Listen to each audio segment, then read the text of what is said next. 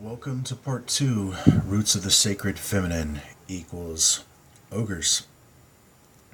I mean, it really does once you understand what an ogre is and what this is all about. Now, I've definitely said some, I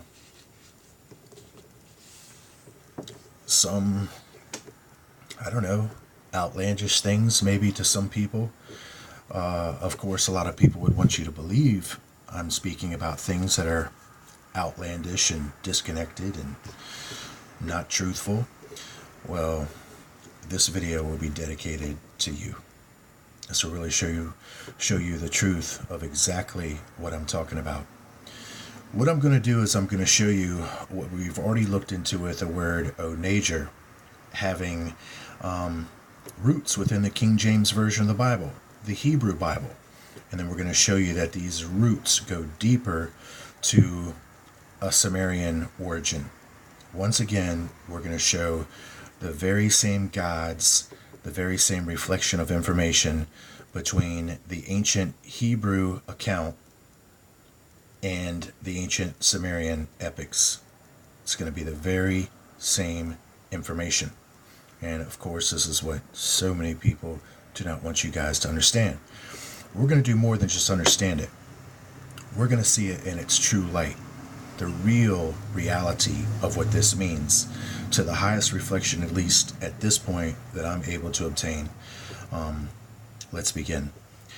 First thing, let's recognize the word onager. We see it used in various places in the King James Version. As I said, that this is speaking about a people that are not mankind, but are like mankind. And this is quoted also in the Bible. We've already shown the sources before. So it's really not speaking about animals, and we will see the root of this history explain this in the exact same manner that I've already done so far. We will be looking at the source of information, myths from Mesopotamia, creation, the flood, Gilgamesh, and others.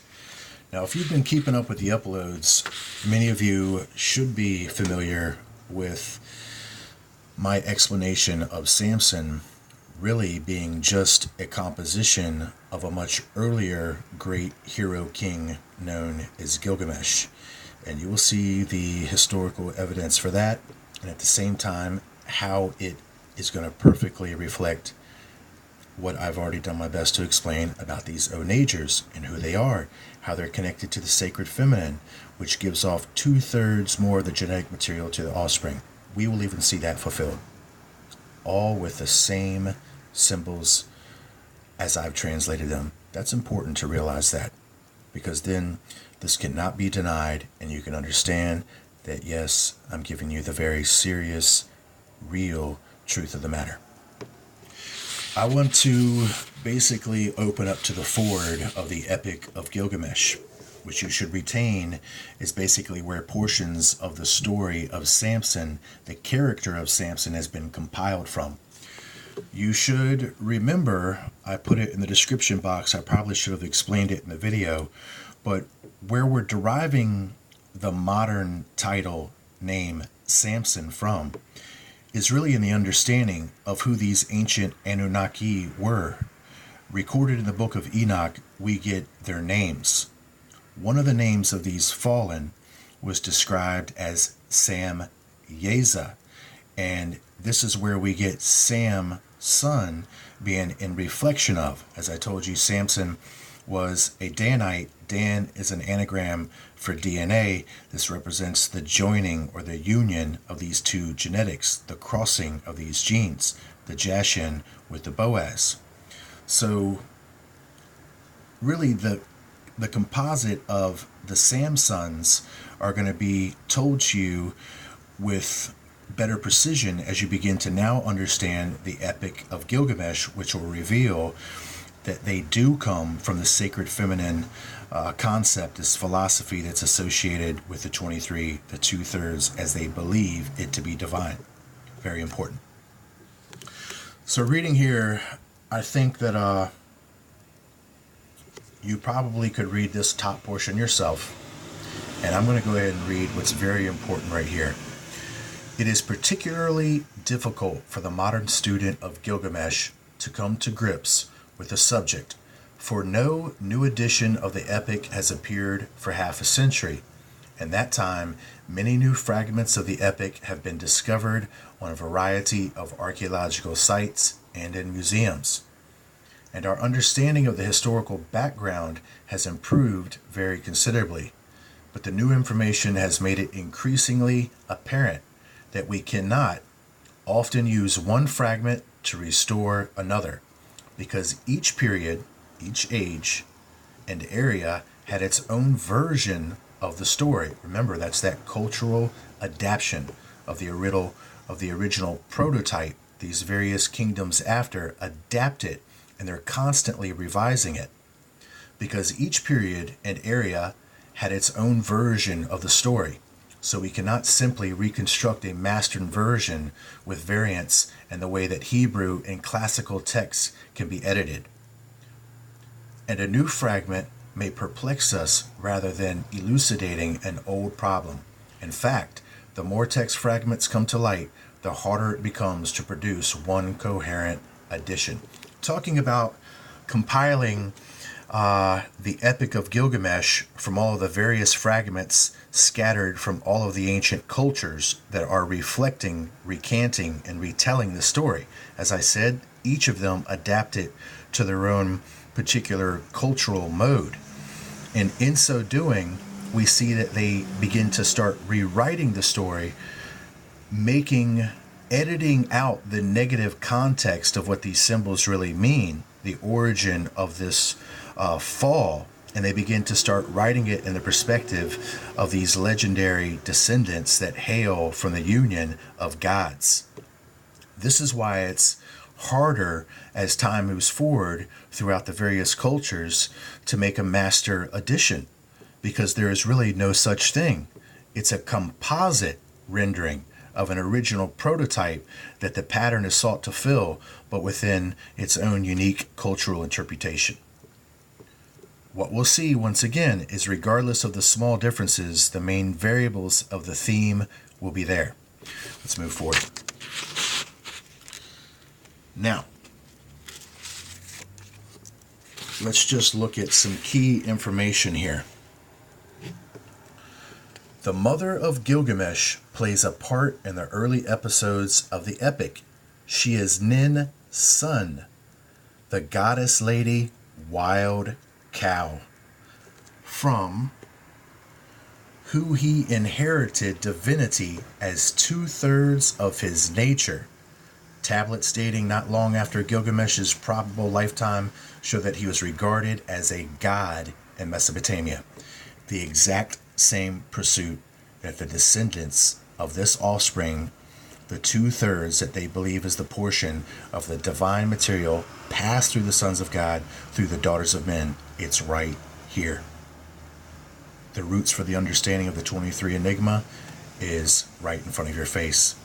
The city which Gilgamesh and his father ruled is firmly identified as modern Warka in central Iraq. In other words, Babylon. What do we talk about with Zerubbabel being the completer of the temple in the end times? And then Zerubbabel is considered a Christ type in himself. He is a type of prince of Israel. And we said that Zerubbabel literally means the descendants of Babylon shall complete and finalize his temple, both physically and spiritually.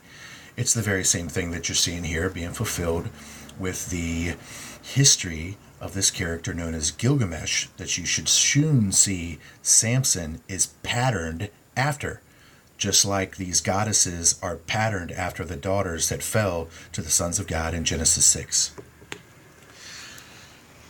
Now, you guys can go ahead and read further if you like.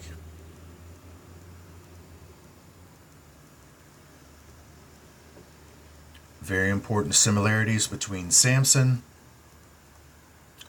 Of course, the grappling with the great lions, Samson recorded in the very same way.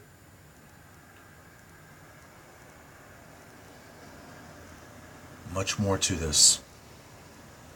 The so-called Gilgamesh figure, a hero shown grappling masterfully with wild animals.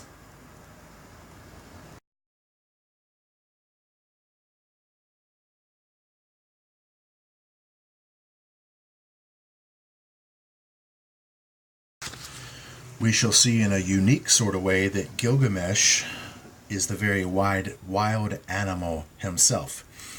Now we're going to see the key symbols that show and fulfill what I've been teaching you guys is absolutely real and true concerning the sacred feminine and this descendancy of this Nephilim with their various symbols. Now we're going to start looking into the relationship between the bull and the wild cows.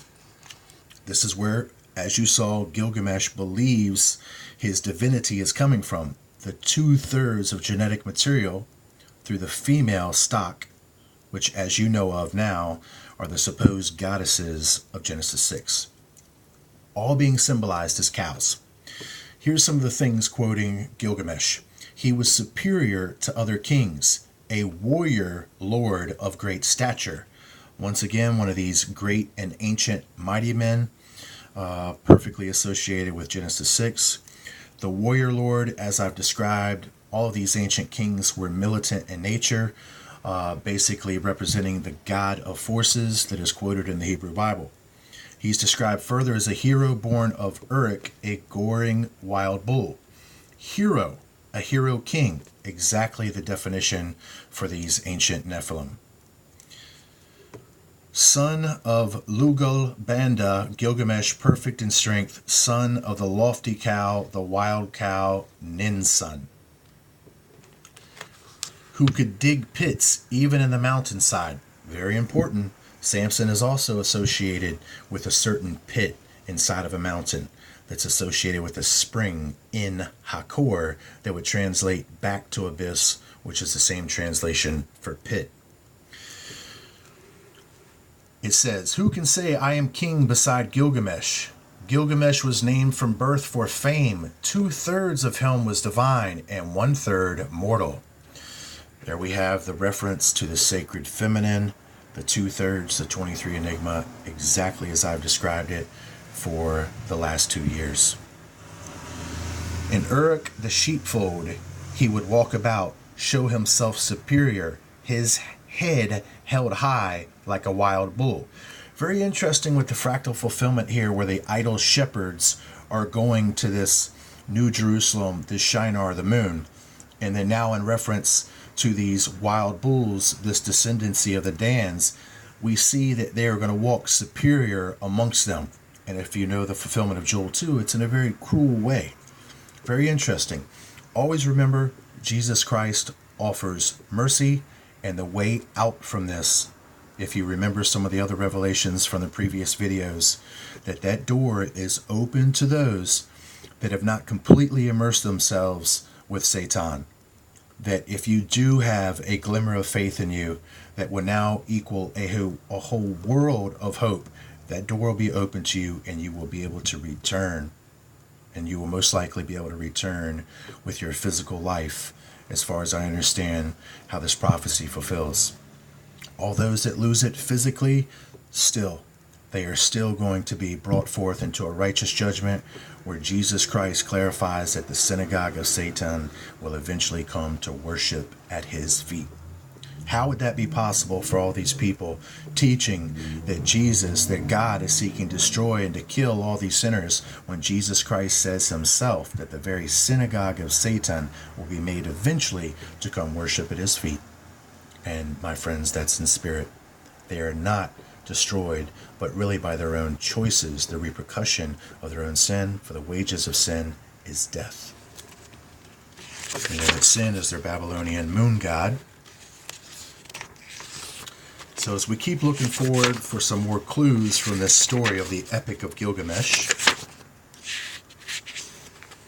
once again a description of this Nephilim. For godlike Gilgamesh an equal match was found. They start describing this Enkidu character. Now, we could go into a whole bunch about this Enkidu character, but what I want you to see is that it's going to fulfill itself in the very same ways that you saw the fractal fulfill with the Shrek division of characters. That the donkey you're being made to believe is one thing, and the ogre you're being made to believe is another thing, when all actuality, they're one thing. Just as Ephraim is Israel, But then Israel is quoted as a woman in Revelation 12 and more better in Ezekiel chapter 19. We see that simultaneously are they both male and female, hot and cold. Jesus described them as being lukewarm. Of course, they're obsessed with this dualistic union simultaneously of both poles. So, as in the revelation here has been given to us by the Spirit, we see that once we unify the donkey and the ogre, we get the onager that we're soon going to see connected from the Sumerian tablets, exactly as I've said. Take a clue from this, because it's going to fulfill from micro to macro the same way. We're going to see that Enkidu and Gilgamesh are actually the same character, and that this is why they find it so difficult to create a composite edition from the ancient various accounts from other cultures, because there is no consistency. The cultures have rendered and edited over and over the negative light away from the truth of this story, revealing who they really were. And now as you try to look back and recount it based upon the informational sources, there's no consistency. It was done on purpose that way. As I said, it is from these kingdoms that our history comes from. These kingdoms originated from this fallen union. They have distorted the historical account. And as ages of destruction have taken place in the past, once the records are refound, they're held from the common peoples. As you know, that throughout the Dark Ages, reading and writing was considered taboo for the common person, and even goes into other cultures around the world. Nonetheless, Gilgamesh and Enkidu are the same entity, and it has divided it as a way to keep the truth from you and understanding the total revelation of this. So you should know that Enkidu is this other great anthropomorphic type being. In other words, it was an upright person, but it was described as hairy. But it was just as strong as Gilgamesh was. It was considered an equal match for him. And we find that this character is basically created as a way to stop Gilgamesh from ravaging his own community. Gilgamesh had this peculiar lust, appetite to go into the bride on the wedding night and take the virgin bride first before her groom was allowed to consummate the marriage with her. And of course, the community was furious, and they sought the help of gods higher than Gilgamesh to find a way to, in a sense, deter what he was doing. And then this is where this Enkidu character comes into play. What we're really seeing is a description in a coded manner of the dual nature of the Gilgamesh character himself. And then now you will see that being portrayed with Samson, the hairy one, where his strength is from his hair, which will fulfill the character of Enkidu in Samson, aka Gilgamesh. What I just told you is a very, very high reflection of this understanding. Very high. I'm sure that there's not an ear listening to the highest of some of these orders that do listen to me that have ever understood that. Maybe I just urge you to think a little further with what I'm trying to share with you. So let's see some more confirmation of what I said.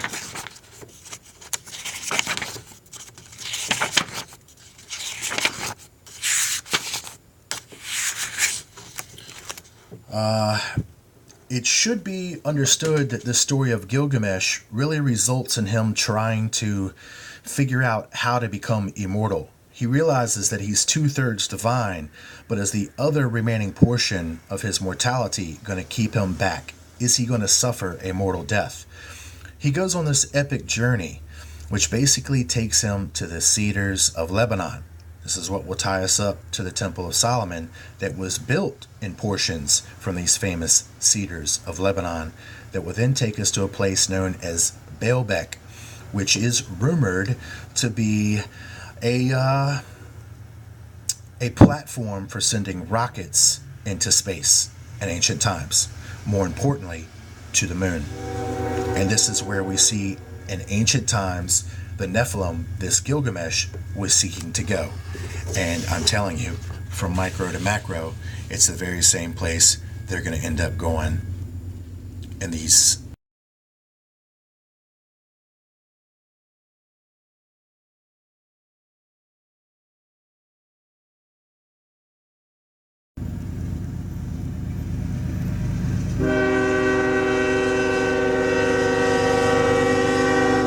Just give me a moment.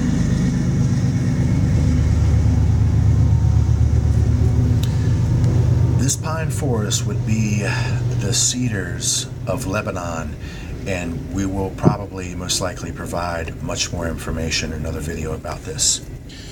So I just want you to see there that the whole quest and mission is to get to this place that can lift him up to heaven, which is going to be the moon, so that he can be granted, hopefully, this immortality. Does that sound familiar with what we're talking about with the false professing bride, false Israel, and its plan through Rev 12 to go to Shinar? All the while thinking it's going to be made divine. Once again, from high to low, same thing. But when you can see the consistency between all this is when you can gain the understanding. Okay, this is where we're going to find onagers, and it will be in perfect light of how I have described onager to you thus far as being a union of these wild animals: donkey, ogre, onager. Very important. When the first light of dawn appeared, Gilgamesh said to his friend Enkidu, which is really a split of the same character. Gilgamesh and Enkidu are one and the same. Enkidu, my friend, your mother a gazelle and your father a wild donkey sired you. Their milk was from onagers. They reared you, and cattle made you familiar with all the pastures. Now, let's just pause right there and realize that I have already showed you an existing, perfect, truthful example of, once again, another story that is coded about history, where we see that they have divided into two characters the real identity of a singular character, and then seemingly hid this before our eyes. I am telling you that that is the exact same thing that is taking place here. Exactly. Gilgamesh and Enkidu are one and the same. There's the description that their milk was from onagers, which is revealing the symbolism is beyond the animal kingdom and begins to go into those that were symbolized as wild animals themselves. Incredibly, incredibly important. Now, we could really go into a lot more. Take, for example, I raised my head, I prayed to sin. My prayers went to sin, the light of the gods. Now that's the moon. That's Shinar. That's their light, because the moon is reflecting the light of the unseen sun. In essence, technically to them, we're still in the dark ages because they believe their God has been sealed up. And of course, they're trying to loose his army. As we see, that army is going to re-legion. Very, very important. So let's definitely reflect much more seriously on all the things that we've talked about and all the connections that I've made to where I say things that just seem like I'm just trying to make videos, I guess. Some people would have you believe. In all actuality, I'm probably giving you the most comprehensive breakdown of what the truth and reality of our hidden history is, and what the real implications are concerning prophecy of the Hebrew Bible in this time now. Okay? And I just, it's just so important to understand all this and to not take the fairy tale version of anything any longer and realize that there is much, much more there. Let's take, for example, the two columns, Jashin and Boaz. And I want to show you a fractal connection. I'm not going to take the time to show you the source right now, but I can produce the historical reality and support the record of what I'm about to say. We have the Temple Solomon, the two columns known as Jashin and Boaz. The Jashin column, you should now understand, Jashin means he established. It's actually the daughters of men that this descendancy was established through. And then it further fulfills itself with them establishing a base, this woman, false Israel, the false bride, on the moon in that dry and thirsty ground, quoting Ezekiel 19. Focusing on the Jashin column and showing you a very unique fractal that's fulfilled once again back with the movie Shrek to show you that the fractal must continue. It doesn't just show one little portion, it continues throughout the entirety, and we will be able to fulfill it every way possible.